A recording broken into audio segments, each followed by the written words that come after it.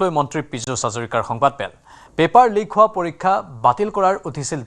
দাবী উঠিছিল সমগ্ৰ ঘটনা সন্দৰ্ভত CBIৰ তদন্তৰ ইয়াৰ সমৰ্থনত ৰাহুল গান্ধীৰ কোনো স্থিতি দেখা নগল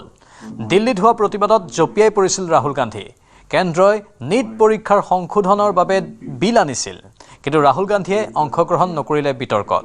ইয়াকে লৈ প্ৰতিক্ৰিয়া প্ৰকাশ কৰে পীযুষ হাজৰিকাই দিল্লীত আন্দোলনকাৰীক গুলিওৱা বুলি মিছা কথা কোৱাৰো অভিযোগ উঠিছে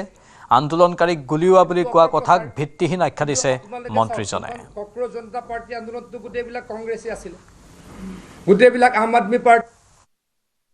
যোৱাকালি ঝাৰখণ্ডৰ ৰাঁচীত শান্তিপূৰ্ণ আন্দোলন চলাই থকা শিক্ষাৰ্থীসকলৰ ওপৰত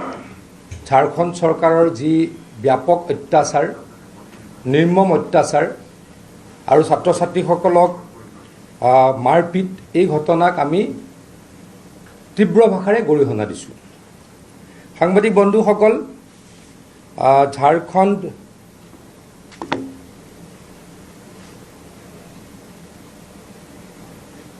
JPSC আৰু JSSC এই দুটা পৰীক্ষাৰ সন্মানীয় সাংবাদিক বন্ধুসকল ঝাৰখণ্ডত পেপাৰ লিক হৈছিলে আৰু ছাত্ৰ ছাত্ৰীসকলে এই পেপাৰ লিক হোৱা পৰীক্ষা বাতিল কৰিবলৈ আন্দোলন কৰিছিলে আৰু ইয়াৰ CBI তদন্তৰ কাৰণে যোৱা 25 জুলাইৰ পৰা ছাত্ৰ ছাত্ৰীসকলে ৰাঁচীত শান্তিপূৰ্ণভাৱে ধৰ্মঘট পালন কৰি আহিছে সন্মানীয় সাংবাদিক বন্ধুসকল এই আন্দোলনৰ ঘটনাক কংগ্ৰেছ দলে বা কংগ্ৰেছ দলৰ নেতা ৰাহুল গান্ধী ডাঙৰীয়াই এটা শব্দৰেও